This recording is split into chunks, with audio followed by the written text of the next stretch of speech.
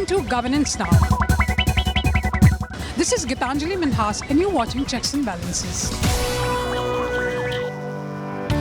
India is projected to surpass China's population in 2023 and become the most populous country in the world. More than half of India's population is under 25 years of age and over 65% is under 35 years of age. Despite its huge demography, 27.8 crore people in India are unemployed and need jobs. As per Center for Monitoring of Indian Economy, India's unemployment rate in the month of November 2022 was 8%. And as per Confederation of Indian Industry, only 3% of the workforce in India have any vocational training or possess skills. Different annual status of education reports have pointed out that despite universalization of enrollments and gender, the quality of education remains poor. Further, despite record food production in 2020-2021, India is experiencing alarming rate of hunger due to inappropriate public distribution system and wastage. As per UNDP's multi-dimensional poverty index as well as Oxford Poverty and Human Development Index, India has 22.8 crore poor people, by far the largest number worldwide.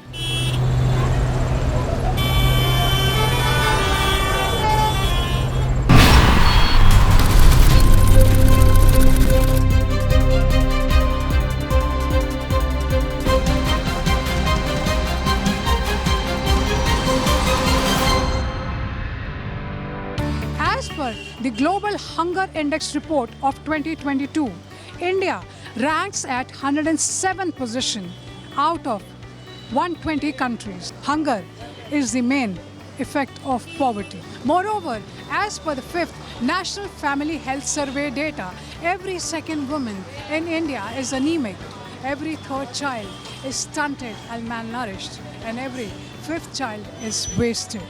In the month of September, the Union Government of India has filed a report in the Supreme Court saying that 65% children under the age of 5 years have died due to malnourishment and malnutrition. Overpopulation and underemployment in India is deepening economic divide and increasing crime. The experts we spoke to told us that India's population is stabilizing and the total fertility rate has also gone down below replacement level. Let's listen to Alok Vajpeyi, lead Knowledge Management and Core Grants, Population Foundation of India, who told us.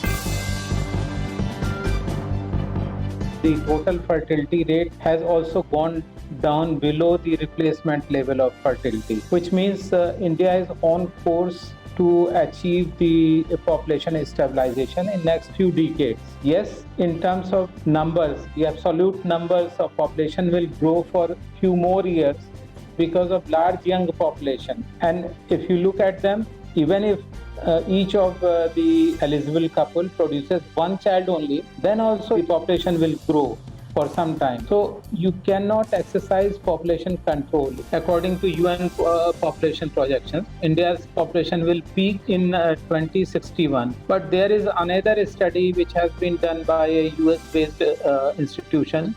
According to it, India's population will peak in 2048. It will be around 1.6 billion and then it will start declining.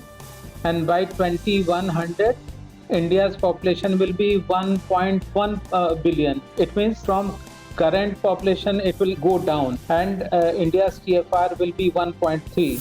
Santosh Mehrotra, economist and visiting professor, Center for Development Studies, University of Bath, United Kingdom, said, more and more people enter the working age, and if they get jobs, if they continue to get jobs in the non-farm sector, and that's also very important, non-farm sector, if they continue in agriculture where productivity is low, then that's not much use. Then, incomes rise, because productivity is higher in industry and services, incomes rise, savings rise, investment rates rise, and the growth rate rises, and that's really what the dividend is all about. explaining that why India must invest in health and education as well as provide opportunities to its young, not only for population control but also to reap demographic dividend, the experts explain. The education, the health, nutrition, skills, employment, they will become demographic dividend and they will contribute in a country's economy and economic growth. So we need to invest in our large young cohort. What we need is to reach the family planning services to the last mile so that they can use it. And then we need to invest in girls' education. We need to ensure that they don't get married early. Worst effect is that their education, they drop out of the schools actually. So we have to stop child marriages and ensure that girls stay back in the schools. In every country in the world which is developed or wants to be developed, it invests in the people's health. It invests in the people's education. It invests in infrastructure. And it makes sure that people are well nourished. In our country, children are so severely malnourished. It is because our public health services are appalling. That's the reason. And our women have been very poorly treated in our society. Historically, women are very severely discriminated against in our society. And this discrimination can only go if we continue to invest in their education and enable them to get jobs. It's got nothing to do with, Sanjay Gandhi type policies, Nasbandi kara do, or, China type policies, ki one child policy kar do. When you do that, you only entrench the Indian belief, the Hindu belief in son preference. Then they start killing their daughters. And this killing of the daughters has led in certain northern states, the Hindi belt states, in a shortage of women. So they are actually importing girls from poorer states of, from scheduled tribes and so on.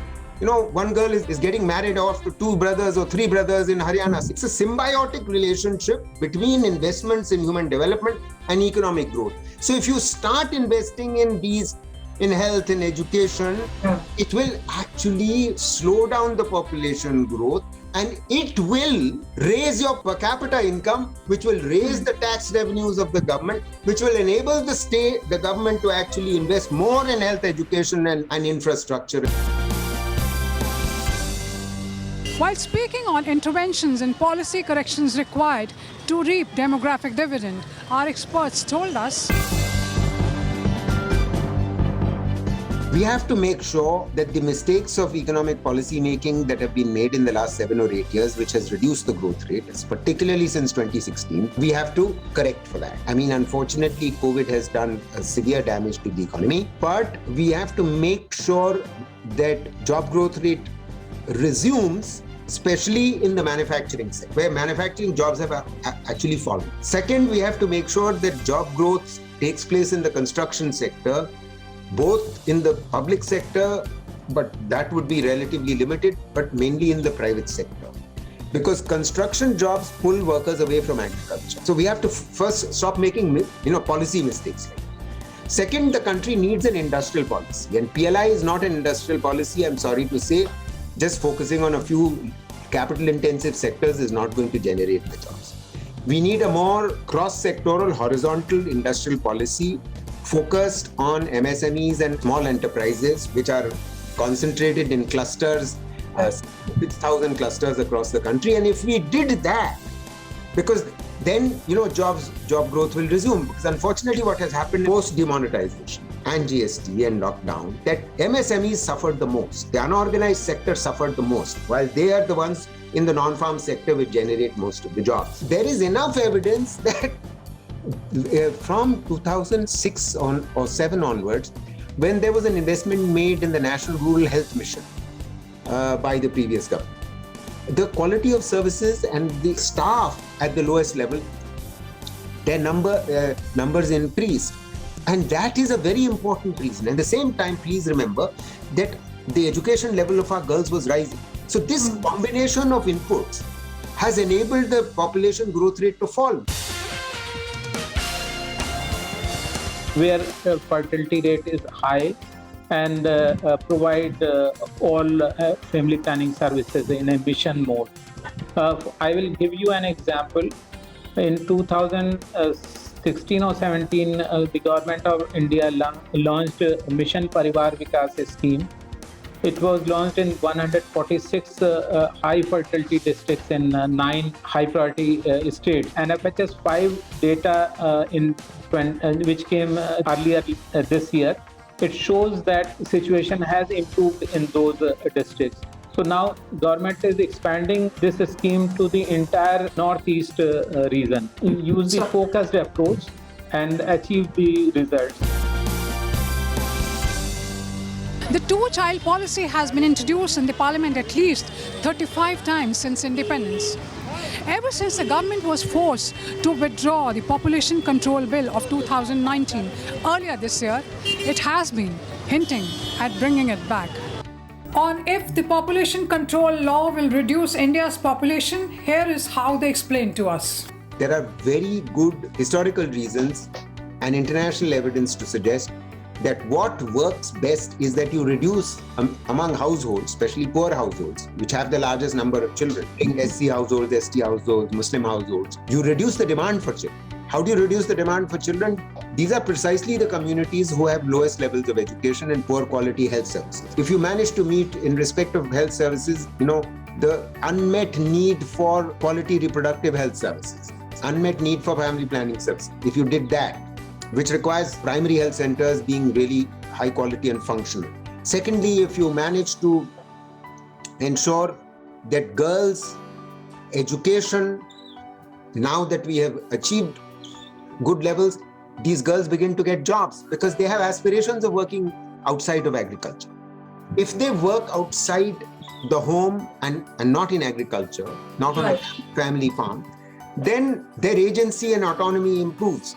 And when they bring some money back home, in the household, they have more say, more clout. Population bill is a complete red herring. It's in fact sort of providing a cover to state governments which are not or for whatever reason avoided spending on health and education at the lowest level in the way that I've been suggesting.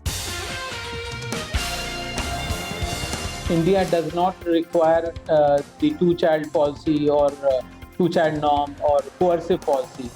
It submitted an affidavit in the Supreme Court, and the health minister made a statement in the parliament also that two-child norm, the global evidence suggests that these kind of measures will have adverse consequences. That is the language that they use, and this is our language. Actually, they used our language. While speaking on why the country needs a population control law, here is what BJP MP Anil Agarwal told us. कानून जो है वो अंतिम एक शस्त्र है इसको जनसंख्या से लड़ाई का। इसमें सबसे ज्यादा आवश्यक है कि हम लोग शिक्षित करें समाज को, लोगों को।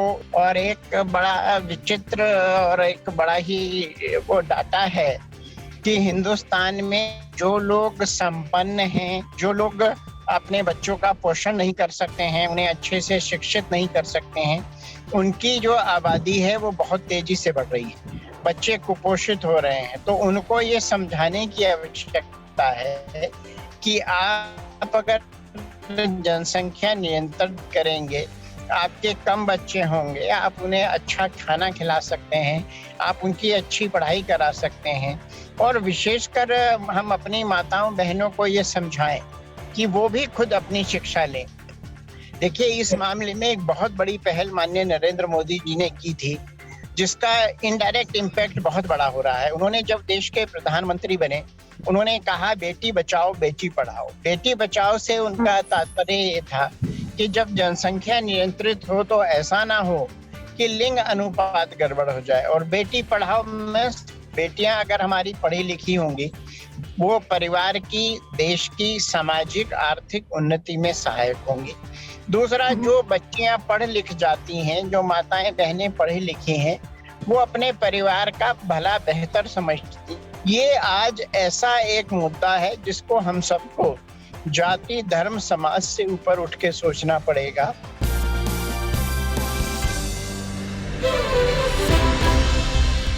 On being asked how the country will cope with depletion of available resources, here is how Vajpeyi and Agarwal responded. Yes, I do agree with you that resources are finite. They are not unlimited, but you have to see that they are used efficiently also within the population. And you have to see at the consumption trend also. If you look at the data, it will show that the richest 10% of the people are using the maximum resources, producing the highest pollution actually, emissions of greenhouse emissions. So we have to look at the root cause and address that instead of saying that we need to control the population. Hindustan की आबादी लगभग 17-18% है पूरे विश्व की, जबकि हमारा भूभाग 2.7% है। तो आप देखिए, जितना भी हम विकास करेंगे, जितनी ट्रेन्स लगाएंगे, जितने कॉलेज बनाएंगे, जितने एयरपोर्ट बनाएंगे, जितना यूनिवर्सिटी बनाएंगे, जितने हॉस्पिटल बनाएंगे, सब धीरे धीरे कम पड़ते जाएंगे।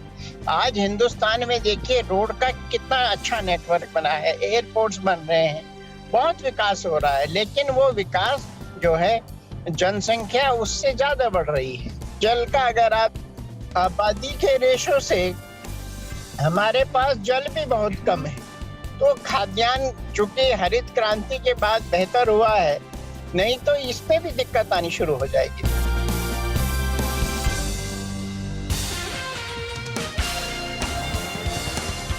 Further iterating that irrespective of government interventions, due to India's vast population, they are never enough. Here is what Agarwal said. आप देखिए ना, माननीय प्रधानमंत्री जी ने हेल्थ के लिए आयुष कार्ड शुरू किया है। मेरे ख्याल से विश्व की सबसे बड़ी ऐसी योजना है जिसमें कि इतने सारे नागरिकों को, लगभग 50 करोड़ लोगों को हेल्थ कवर दिया गया है। लेकिन ये हमारी भी अपनी भी ये जिम्मेदारी होनी चाहिए कि जहां हम अपने परिवार को स्वस्थ रखें, वहां अपना परिवार नियोजित भी कराएं। आज आप देखिए, विश्व की सबसे बड़ी आबादी को हमने वैक्सीनेशन किया, जिसको कि दुनिया कहती थी शायद भारत के लिए बड़ा मुश्किल काम होगा, लेकिन पूरी की पूरी आबादी को हमने वैक्सीन लगाया ना, डबल डोज लगाया, बूस्टर डोज भी लगा रहे हैं। आज पूरे विश्व में अगर आप देखें, कोविड में भारत की स्थिति सबसे बेहतर है। तो ये सारी की सारी चीजें ऐसी हैं, हेल्थ पे बहुत खर्च किया जा रहा है, लेकिन मैं फिर वही कहूँगा, जब आबादी के हिसाब से वो उसको आप देखते हैं, फिर कम पड़ जाती है। आप देखिए, आज प्राइमरी हेल्थ सेंटर हर जगह हो गए हैं, वेलनेस सेंटर हर जगह हो गए हैं, और बेहतर काम हो रहा है। अस्पतालों में बेटर इक्विपमेंट्स दिए जा रहे हैं, लेकिन अगर 100 बेडेड हॉस्पिटल है और उस पर लोड जो है वो डिज़ाइन हुआ था 5000 की पॉपुलेशन के लिए, और वहाँ पॉपुलेशन 50,000 हो जाएगी, तो क्या होगा? दिक्कतें आएंगी। और इसमें मैं मानता हूँ कि कानून से बेहतर हमें स्वयं हर नागरिक को भारत के इसमें आगे बढ़ के अपना जो एक वो है संकल्प कि नहीं भाई हमको कंट्रोल करनी पड़ेगी, और हम अपने कोशिश करके अपने जो मीन्स हैं उससे 2 से ज़्यादा बच्चे पैदा ना करें, तो निश्चित रूप से आने वाला भारत का भविष्य बहुत सुखद और स्वर्णिम होगा। For a developing country with huge economic disparity, it is not a matter of pride to be the world's most populous nation. The government must intervene to control population, to regulate overconsumption of available resources, as well as the irreversible impact on the country's environment. If the government proposes to do it with a law, it must ensure that it is holistic as well as forward-looking. Thank you for watching Checks and Balances.